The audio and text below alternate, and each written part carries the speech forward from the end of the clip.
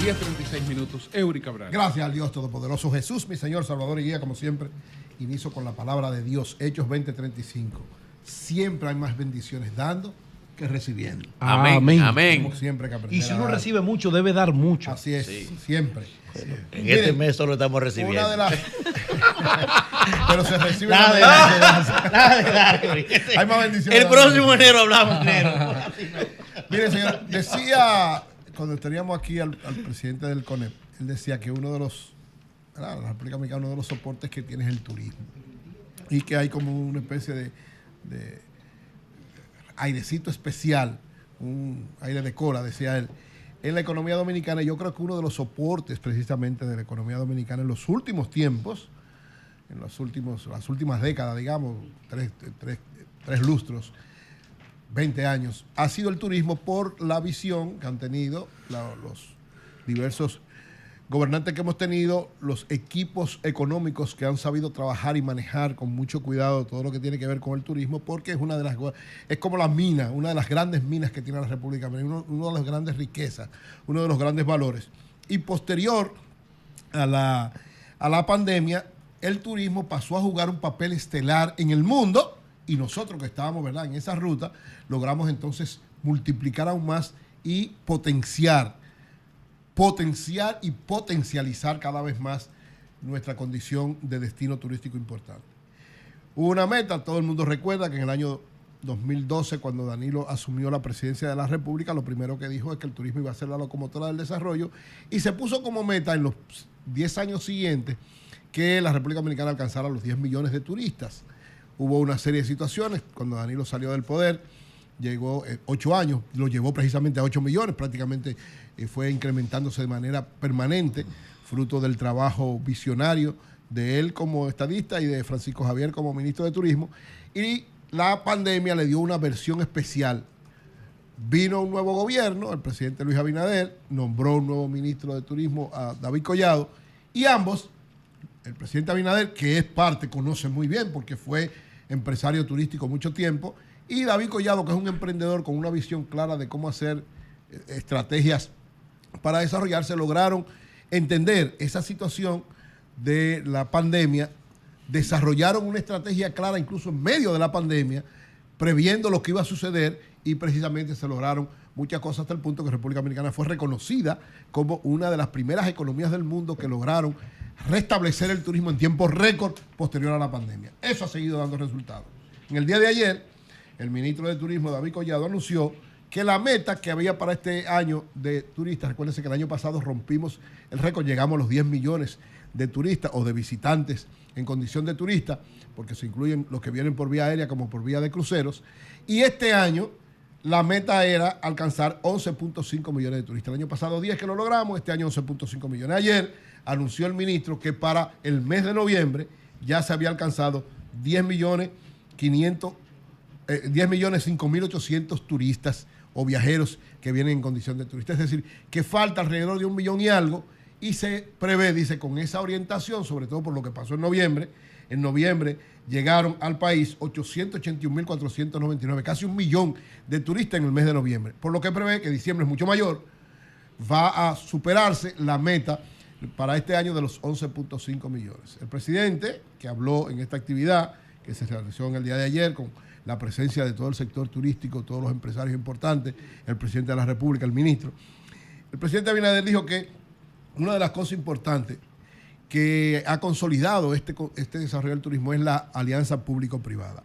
Ha habido una alianza público-privada efectiva en el turismo, sobre todo, y pensemos muy bien cuando uno analiza lo que ha sido el turismo hasta ahora, lo que fue el Grupo Punta Cana, que el Grupo Punta Cana, el visionario de lo que es la emergencia de la República Dominicana en turismo, siempre en coordinación con el gobierno, pero actuando de manera particular y desarrollando una alianza especial, porque esa alianza público-privada con el sector del Grupo Punta Cana viene desde el principio. Yo recuerdo que don Fran Rainier, en una de las entrevistas que le hacíamos, decía, peleando con los gobiernos en cada momento, porque a veces no entendían, o a veces siempre nos daban apoyo, pero a veces no confiaban, y se ha logrado entonces lo que se planteó ayer. Ayer precisamente también estuvo Fran Rainieri y expresó unas palabras porque el aeropuerto de Punta Cana que ha sido uno de los soportes fundamentales de este desarrollo amplio del turismo junto con el Grupo Punta Cana, es el aeropuerto que tiene casi el 50% de los turistas que vienen a República Dominicana. Entonces, qué importante esto. Ayer el presidente lo desarrollaba, lo planteaba,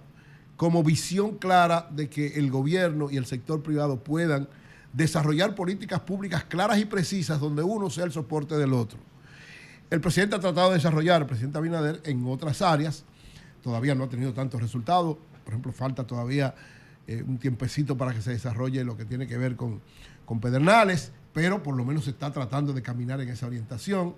Ha habido otras áreas también donde se ha tratado de buscar, en el sector eléctrico se está buscando opciones en ese sentido. Es decir, lo que ha dado resultado en un lado, y el turismo ha sido uno de los grandes éxitos de la República Dominicana en términos económicos en los últimos tiempos, uno de los soportes fundamentales de la República Dominicana, tiene que de alguna manera también replicarse en otras áreas. Ojalá que le dé resultado al presidente en otras áreas. Lógicamente, los empresarios también tienen que tener una visión bastante clara, decía también aquí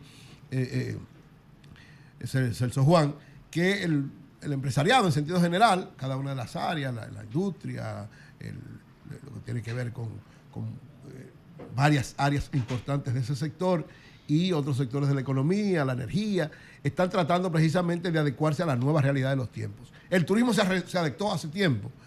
La tecnología la está usando hace muchísimo tiempo y sobre todo la realidad de lo que aconteció a partir de esta crisis del COVID, supo entenderlo, montarse en esa realidad, desarrollar estrategias claras y lograr estos resultados para beneficio de la nación dominicana, porque todo lo que ha provocado el turismo en sentido general es, primero, consolidación de la marca país. Somos un país importante, porque eso del turismo ha traído también inversión extranjera, no solamente para turismo, sino para otras áreas, porque en la medida en que usted ve un país que es un destino importante para usted ir a disfrutar, es también un destino importante para ir a invertir. Es decir, que una cosa trae a la otra.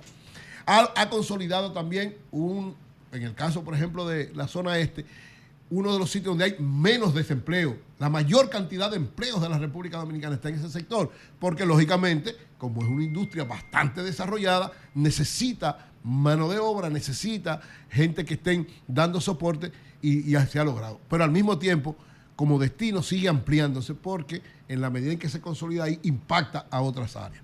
Ojalá que este desarrollo, ¿verdad?, que hemos tenido del turismo se mantenga, se profundice, se amplíe. El presidente le planteó un reto ayer al ministro Collado, le decía, bueno, ya logramos 11.5 millones, para el 2025 tiene que ser 12 millones o 12.5 millones. Es decir, seguir aumentando esta potencia como destinos turísticos que somos y sobre todo ir cada vez más haciendo que el turismo impacte otros sectores de la economía, que yo creo que la etapa de diversificación va a iniciarse a partir del año 2025 con muy buenos logros también. Así que felicitamos tanto al presidente como al ministro de Turismo por este desarrollo tan importante del sector turístico. Por otro lado, miren, yo decía ayer que uno de los retos que tiene el gobierno son las pymes.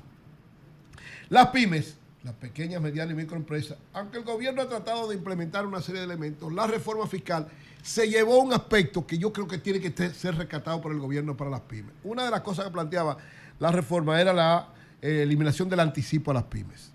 Lógicamente, no se hizo la reforma, ya nadie está hablando de eso. El gobierno tiene que retomar esa situación. Sí, es decir, las pymes, si usted quiere formalizar la economía, si usted quiere cada vez más lograr que una gran cantidad de personas que están en el área informal pasen al área formal, para las pymes, decía Celso Juan, que la mayor parte de las empresas de la República Dominicana, el 90% son pymes, pero el 80% están informales. Ustedes oyen eso. El 90% de las empresas de la República Dominicana son pymes. O sea, el 10% son las grandes, las que generan muchísimas cosas, pero ese 90% son los que mueven la economía de manera permanente, de manera cotidiana y los que soportan de verdad. Pero de ese 90%, el 80% está en informalidad. Por eso es tan alta la informalidad en la República Dominicana. Entonces, yo creo que el gobierno tiene, dentro de este plan, en la ley que se está discutiendo, pero sobre todo en los planes del Ministerio de Industria y Comercio y de las áreas que tienen que ver con este elemento para apoyo a las pymes, tiene que darle un apoyo especial, fundamental. La garantía de rebajar, que decía el gobierno, de bajar los niveles de pobreza, es bajar la informalidad. Pues la garantía de bajar la informalidad es darle una formalización a las pymes. Ahora, este criterio de formalización tiene que ser adaptado a la realidad que viven las pymes. Por ejemplo, no es posible, señores, que los niveles de impuestos de una empresa que gana, que tiene 10.000 empleados y que ganan 100 o 200 millones de pesos al año, los mismos criterios para una pyme que tiene 3 empleados, 4, 5, 10, 15 empleados, 20 empleados y que tiene un ingreso anual o un beneficio anual de 20, 30, 50, 100 mil pesos. Tiene que haber un criterio especialmente de lo que se plantea para la formalización y sobre todo en el área del código laboral y en el área del asunto de impuestos, impositivos. En el área impositiva y en el área laboral, para las pymes tiene que haber un trato especial, tiene que haber un código especial. Es decir, el código laboral global tiene que ser para todo el mundo, eso es verdad, pero tiene que haber como una especie de código especial de asuntos laborales y asuntos impositivos para las pymes, para lograr que puedan formalizarse. Por ejemplo, con esto del anticipo. Ustedes sabían que para cualquier empresa grande, piensen en cualquier empresa más grande del país, qué sé yo, cualquiera, el grupo CID, el grupo CCN, cualquiera, que tiene miles de empleados, tiene el mismo criterio de pagar los anticipos que un salón de belleza.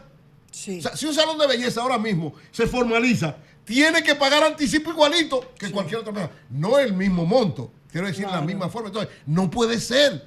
Eso no contribuye ni a formalizarla y al final de cuentas lo que lleva es a descapitalizarla. Entonces, tiene que haber un trato especial para las pymes en términos de todo lo que tiene que ver con criterios impositivos. Pero al mismo tiempo, oigan, yo creo, y ojalá el gobierno tome esta orientación para discutirla. Uno de los problemas, por ejemplo, la cesantía no se va a poder eliminar. No lo pueden eliminar. O sea, lamentablemente, para muchos que quieren eliminarla, no lo van a poder lograr. ¿Por qué? Porque hay un sector que entiende que eso es conveniente todavía para la economía. Ahora, hay una realidad especial en el caso de las pymes. Y yo creo que ahí sí puede empezarse algo que de implementarse podría llevar a que esto de la cesantía en términos de mediano plazo se evalúe. Es el fondo de desempleo. Está planteado incluso como estrategia crear un fondo de desempleo que garantice que la cesantía no afecte tanto, sobre todo a las empresas pequeñas. Yo creo que con las pymes se podría empezar una especie de plan piloto, o con algunos sectores de las pymes, un plan piloto para empezar creando el fondo de desempleo. Es decir, uno de los problemas graves, ¿por qué las pymes no se formalizan? Porque si tienen empleados formales, tienen que darle todo el salario social y cuando lo cancelan tienen que darle todas las prestaciones, porque eso es lo que dice la ley. Pero eso lleva precisamente a no estimularlo a formalizarse. Si usted crea un fondo de desempleo, por lo menos para las pymes, que empiece preciso, claro y que funcione, ese puede ser el plan piloto para ir poco a poco desmontando a las medianas y entonces a las grandes. Yo creo que ahí está el reto. Eliminar el anticipo a las pymes. Darle facilidades para formalizarse, sobre todo en términos de impositivos. Y crear el fondo de desempleo para un sector de las pymes que sirva de plan piloto para probablemente enfrentar el asunto de la cesantía en términos de mediano plazo. Yo creo que si el gobierno actúa en esa orientación, le estará dando el mejor apoyo que necesitan las pymes en este momento, que son el soporte fundamental de la economía dominicana.